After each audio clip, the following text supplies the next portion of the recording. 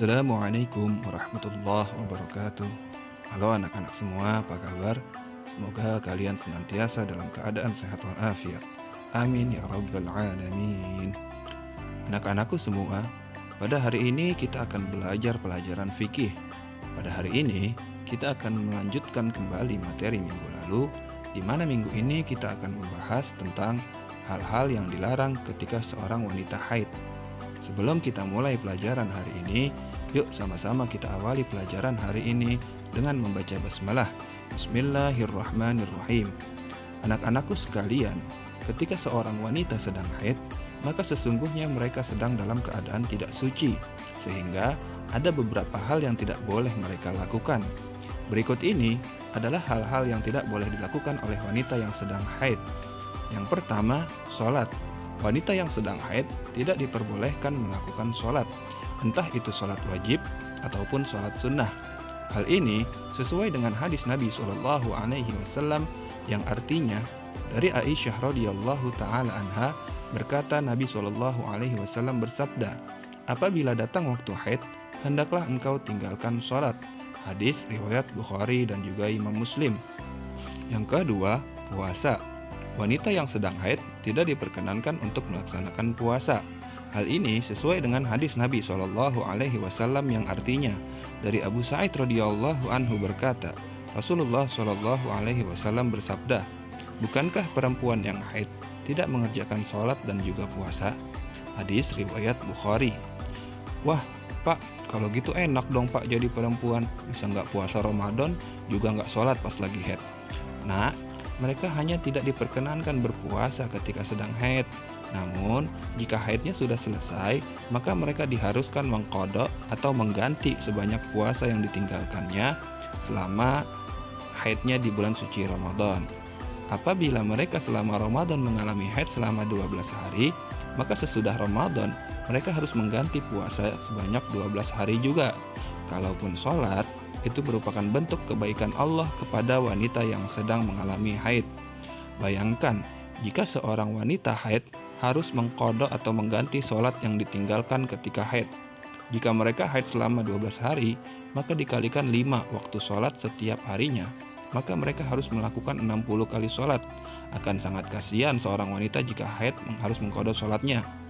Maka dari itu, Allah kasih mereka keringanan bahwa mereka hanya harus mengqadha puasanya saja tanpa perlu mengqadha sholatnya. Yang ketiga, berdiam diri di masjid. Nah, ini kesalahan yang terjadi di masyarakat kita. Seorang wanita yang sedang haid itu tidak boleh berdiam diri di masjid walaupun sebentar. Akan tetapi, jika ia memiliki rumah di depan masjid dan dia tidak bisa sampai ke rumahnya tanpa harus lewat teras masjid, maka ia boleh melewati masjid tersebut dengan catatan dia tidak mengotori masjid tersebut. Namun belakangan, banyak orang yang mengatakan boleh berdiam diri di masjid bagi wanita yang sedang haid, asalkan sudah memakai pembalut yang tidak tembus. Ini jelas pendapat yang salah, sebab alasan dilarang wanita berdiam di masjid bukan karena khawatir mengotori masjid dengan darah haid, tapi alasan seorang wanita haid tidak boleh berdiam di masjid karena pada saat wanita haid mereka sedang dalam keadaan tidak suci dan masjid merupakan tempat yang suci. Dalam sebuah hadis Nabi SAW menjelaskan, Aisyah radhiyallahu taala anha berkata, Rasulullah SAW bersabda, sesungguhnya saya tidak menghalalkan masjid bagi orang yang sedang haid dan dalam keadaan junub. Dan yang keempat, membaca Al-Quran.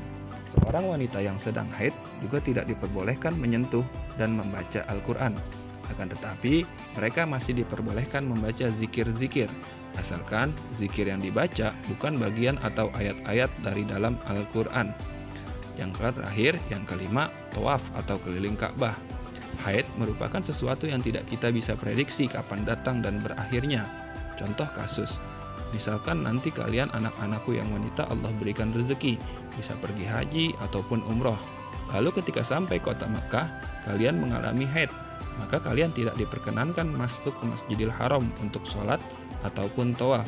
Tawaf adalah berkeliling Ka'bah. Terus, kita ngapain Pak? Ya sudah, kalian cukup berzikir yang banyak selama di hotel. Sayang dong Pak, kita nggak bisa ibadah di sono. Nah, ketahuilah, Itu adalah kondisi yang tidak mengenakan, karena ketika haid, kalian akan merasakan nyeri dan merasa tidak nyaman. Nah, ketika kalian menerima dengan ikhlas dan sabar, kondisi kalian ketika haid, itu sesungguhnya sudah menjadi pahala untuk kalian para wanita. Oke, Bapak rasa itu aja dulu materi hari ini. Seperti biasa, ada 5 soal latihan yang harus kalian jawab. Soal yang pertama, sebutkan hal-hal yang tidak boleh dilakukan oleh wanita yang sedang haid. Soal yang kedua, ketika sedang puasa Ramadan, tiba-tiba Aini mengalami haid dan dia harus membatalkan puasanya. Aini mengalami haid selama 3 hari, maka sesudah Ramadan, Aini harus titik-titik puasanya. Yang ketiga, wanita yang sedang haid tidak boleh berdiam diri di masjid. Sebutkan alasannya. Soal yang keempat, tuliskan hadis tentang larangan membaca Al-Quran bagi wanita yang sedang haid. Soal yang kelima, wanita yang sedang haid masih titik-titik membaca zikir, asalkan zikir tersebut bukan merupakan ayat-ayat dari dalam Al-Quran. Oke, itu aja latihannya. Jangan lupa dikerjakan. Kurang lebihnya mohon maaf. Wassalamualaikum warahmatullahi wabarakatuh.